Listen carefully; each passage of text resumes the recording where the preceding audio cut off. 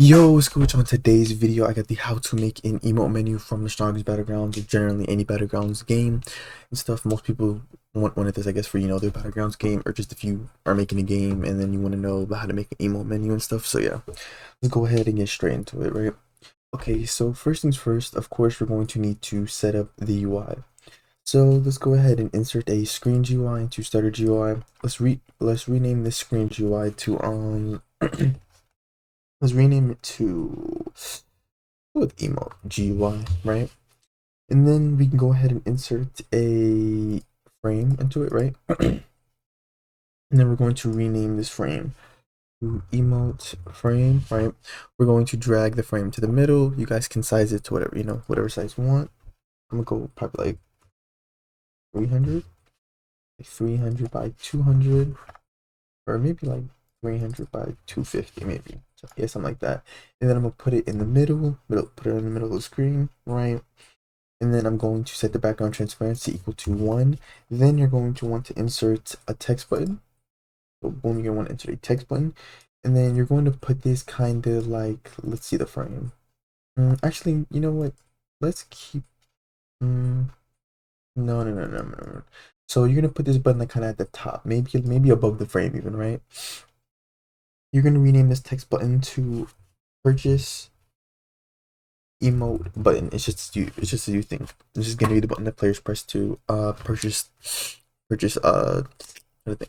Oh yeah, to purchase emotes and stuff like that. If you guys want me to make it so where like set up the kill system where like after every 50 kills the player gets a new emote and stuff like that, they get a new random emote and all that stuff, I can do a part 2. It all just depends on how well this video does to whether or not I do a part 2. But yeah, so purchase emote button. Let's go ahead and set background transparency equal to 1. Bold text, scale the text, set the text color to green. I want the text stroke to be visible, right? And then we're gonna set the text to new emote question mark in parentheses put press me, right? And then of course we're going to need to increase the size so that I could just, because I prefer it just to be like on one line, so like 300. Yeah, that looks good. So we'll have that like up here, right? And then we're going to start inserting our text buttons, right? So we're going to insert another text button. And then this time we're going to make the text buttons a little smaller. It's not going to be the same size as this one. So probably something like, if not 50, like 100. Yeah, something like 100, like 125, right? And then you're going to put them like in a kind of square, like thing. Let's make the first one and then we're going to duplicate it, right? So we're going to rename this to emote 1 button, right? So emote 1 button, bold the text, rich text, scale the text, and then you can delete the text. We don't need to put any text. It's going to be automatically set by the script, so we don't have to put any text, right? I do want the text color to be I think white. I think that's what I want, like white. Yeah, I think that's what I want with. So white, and then text stroke transparency can be 0, and then we're gonna set the background transparency equal to 1. So it's pretty much gonna be like it's invisible. I'm not gonna lie to you. So this is emote button 1, and let's duplicate it 3 different times. So 1, 2, 3, and then you're just gonna drag them all. Oh, I'm stupid. I forgot. It has to be visible for you to be able to drag it. Okay, so here's what you're gonna do: set the background transparency to 0 for all of them, so then you can drag them out, right? And then you're gonna want to, oh, I grabbed all of them, and then you're gonna want to just space them out. So like this, have it like this. Then take another one, put it like that, and then take the last one and then put it like something, yeah, something like that. Boom, right? We have them all spaced out, whatnot, and then of course you're gonna get to renaming.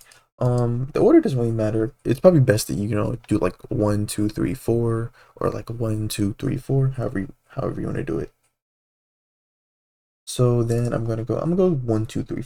No, I'm gonna just go left to right. I'm gonna go 1, 2. Yeah, I'm gonna go counterclockwise. So like 1, 2, 3, 4. Okay. So this will be 1. This will be 2. Emote 2, right? And then this will be emote 3 button. And then the last one is over there. Okay, yeah. This will be emote 4. This will be emote 4, right? And then once you have it set up like that, then you can just set their background transparency equal to 1. right? And then we can go ahead and begin scripting, right? Oh, well, sorry. Last thing we actually have to do is I actually forgot. So we actually do need to do this. First things first, you want to set the frame visible. You don't want the frame to be visible by default, right? We're gonna have the UI enabled, but not the frame. So set the frame visibility to false. Then you're gonna want to insert a text button, right? And then you're gonna put it in the top. Or actually, let's, you know what, let's duplicate. Yeah, let's take one of these. So to control deduplicate any one of the buttons, throw them inside the GUI, right? And then I'm gonna set the background is to be 0. I'm going to reset its position so we can actually see it. 0, 0, 0, boom, there we go. I want to be like in the top left, right? Now this button is going to be the button that we open the actual I'm trying to think. This is gonna be the actual button that we open the emote UI with. So we're gonna call this emote button, right? Or emote menu button, whatever you want to refer to it as, right? So or should I actually call it? No. I think this is good. We're gonna call it emote button, right? We want this to be visible. I'm just gonna put an E. Just gonna put an E in it. Background transparency, of course, is going to be set to 1. I'm gonna definitely decrease the size, maybe like 50. Yeah, 50 should be good. And then like also probably make this like 35, or no, never mind, like 40. Like 45 is probably better. So boom, maybe drop this like 40. Yeah, something like that, right? We're gonna have our emote button that we're gonna press to open the emote menu and stuff. And then let's go ahead and take care of some other prerequisites. Okay, so let's insert a remote event into replicated storage. We're gonna rename this remote event to emote event, right? Now inside of sound service, of course, you guys are going to need animations and sound effects for your emotes, right? So you guys know Hakuri and stuff. If you don't know, that's the character from Jujutsu Kaisen. Hasn't been animated yet. I know nothing about him because I haven't watched. I mean, I haven't read the manga stuff. I've just seen some things and stuff like on Instagram and whatnot, right? So I just got a sound. I just got this sound from the toolbox. It's just like a dancing sound, right? Like a party type of sound, right? And then I got an animation and stuff I'm gonna show you guys. So just get your sound effects, put them inside a sound service. Naming is very important, right? So if I open up server storage, right, I want you guys to insert a folder into server storage. You're going to rename said folder emote animation folder. As the name implies, you're going to put your animations in here. Naming is very important. So we have Hakuri, right? You guys see how the names match up. Hakuri animation, or you could leave out the animation, but you'd have to change the script if you do that. But yeah, so the whole point is we want the names to match, right? So you would just simply insert an animation. So you simply insert an animation, rename it to Haku, so you know whatever your name of the emote is, throw your animation ID in there, boom, right? And you would leave that inside of server storage. Now we can get into the actual scripting side of things. And y'all give me some, drink some water real quick. All right, so let's open up Starter Player, and we're going to insert a local script into Starter Player scripts. We're going to rename said local script emote script, in parentheses put local, right? I'm going to delete print hello world. I'm going to create some variables. First things first, I'm going to create a variable for the emote GUI. I'm going to say local emote GUI is equal to script.parent as this. Oh, I'm sorry. Put this script inside of the UI. Put this script in the UI because the emote GUI should be parented. I mean, the script should be parented to the emote GUI. My fault. Then I'm going to create a variable for the emote remote event. I'm going to say local emote event is equal to game.replicated storage, wait for child, emote event. I have no idea what happened right there. So let me delete that. And then for the last variable, I'm going to get the local player. I'm going to say player is equal to game.players.local player. Then I'm going to set up a function. I'm going to say emote GUI dot emote button. This is the button that's going to open the emote menu, right? Dot mouse button, one click, connect function, close parentheses, enter. You're then going to set up 2 for loops. You're going to say for I comma v in pairs. You're going to say player dot emote folder, get children, right? Get children, right? Parentheses, enter. Then you're going to say for I to v2 in pairs. Make sure you don't get confused here. Then you're going to say emoji UI. You're going to say emoji UI. Emote frame, get children, enter, and then you're going to say if you're going to say v.name. This is why I say it's important for the naming, right? If v.name quotation marks button is equal to v2.name, enter. Then you're going to say v2.text is equal to v.value, right? Then I'm going to say v2.mouse button, one click, connect function, right? Close parentheses, enter. And then I'm going to set up a variable and say local emote name is equal to string dot split. We're going to split the string. We're going to say v2 dot name comma in quotation marks. We're going to put button, right? Then on the outside, you can put regular brackets 1 because it's going to give us a table, and we want the actual string that was split. That, like, you know, the word with the word removed. We want the string, but the word button removed from it. Then I'm going to fire the emote event. I'm going to say emote event fire server. In quotation marks, you're going to put emote, then comma. You're going to send over the emote name, of course. And then you're going to disable the frame. You're going to say emote GUI.emote frame visible is equal to false, right? And then at the end of this, you're going to say emote GUI dot emote frame dot visible is equal to not. Then you can just copy and paste this. Control C, Control V. This is just simply so that, like, you can close the email menu. You know, you can open and close it with the same button, right? Then we're gonna set up the second function. We're then gonna say emote GUI dot emote frame dot purchase emote button. That mouse button, one click, connect function, close parentheses, enter. You're then just simply gonna say emote event fire server in quotation marks purchase emote, right? Then for our third and final local function, we're gonna say emote event dot on client event connect function in parentheses put event type into. You're gonna say if event type is equal to in quotation marks, you're gonna put emote update, right? Then enter. You're going to once again. You're going to actually just copy and paste this. Actually, you're gonna copy and paste what we had up here, so it saves us a whole bunch of time. Control C, Control V, boom, right? And then just like that, guys, we are done. Oh well, actually, you want to delete this part. You want to keep everything else, but just delete the last part, right? And then yeah.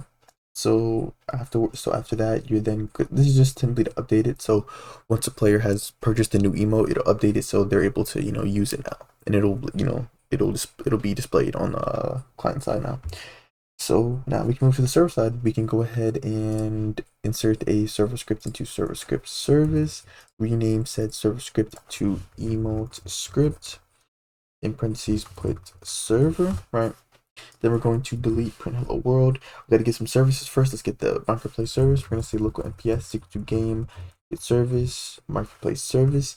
Then I'm going to get the sound service. Of course, we're going to say local SS equal to game get service sound service. Then I'm going to create a variable for the emote event, or let's just copy and paste it from the local script. So Control C, Control V, boom, right? I just realized I didn't even need the player variable. I don't think I needed. Yeah. Oh no, never mind. I didn't need that. Never mind. Anyway, then I'm gonna create a variable for the emote animation folder. I'm gonna say local emote animation folder is, dang, I just did not know how to spell. That's crazy. Is equal to game server storage wait for child emote animation folder, right? Then I'm gonna set up the function. I'm gonna say game.players.player add connect function in parentheses put PLR for player. Enter. You're then gonna say local emote folder is equal to instance.new in quotation marks.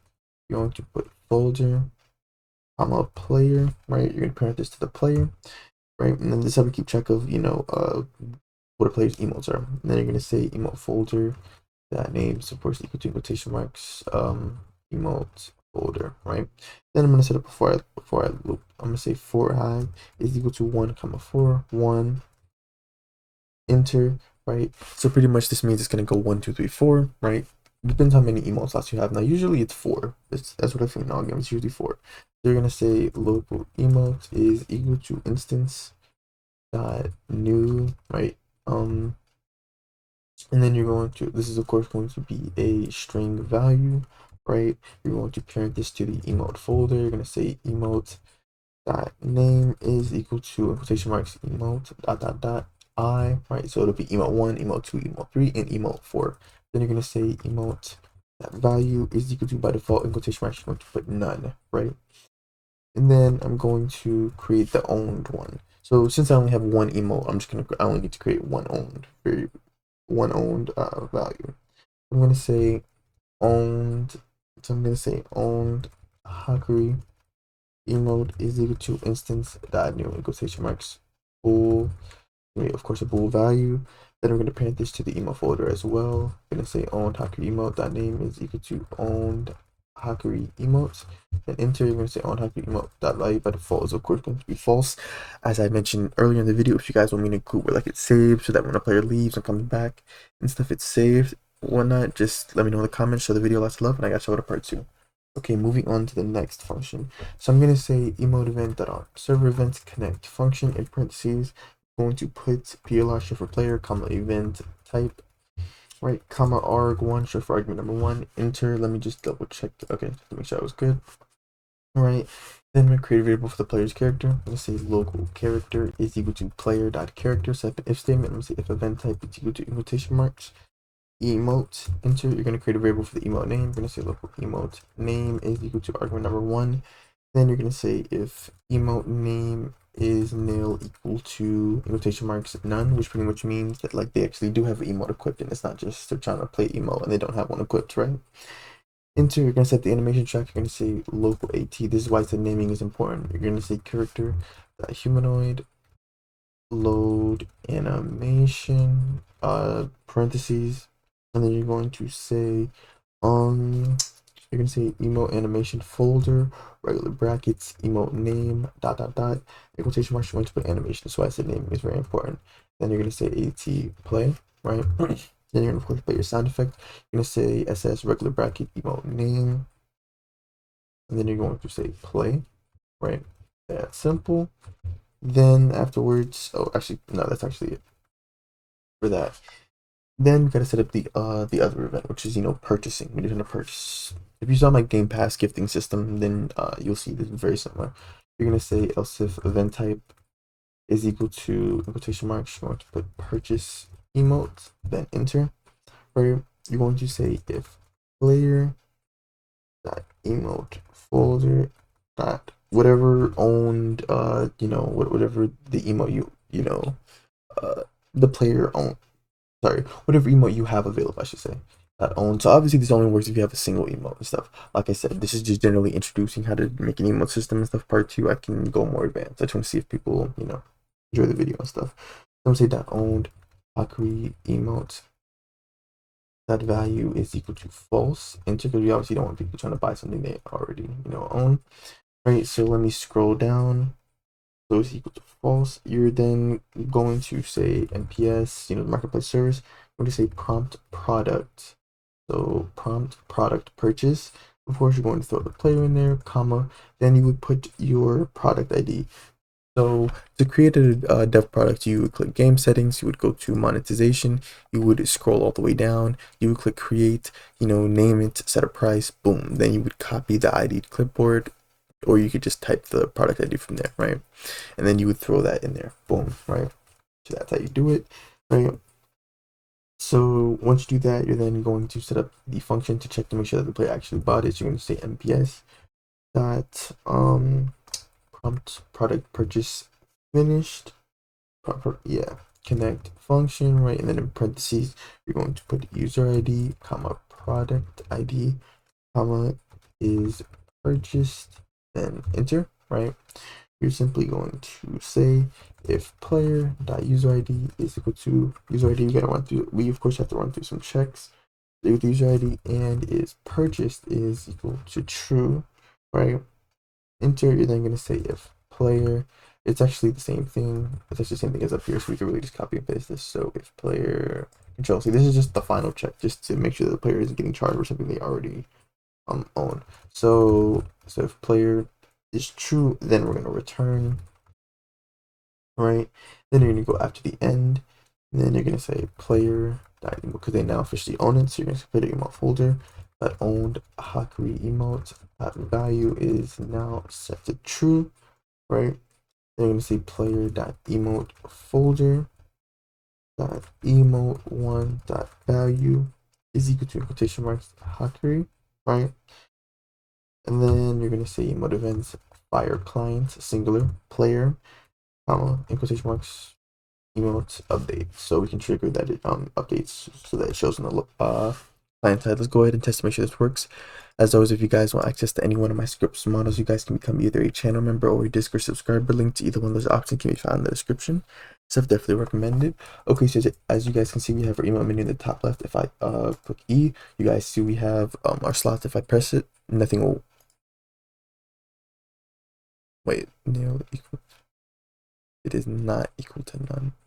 Wait, huh? I'm confused. Wait, that shouldn't have. Wait, I'm confused. None. Wait, why did it just what? Wait, I'm confused. It should not. It shouldn't give me an error because if they all say none, then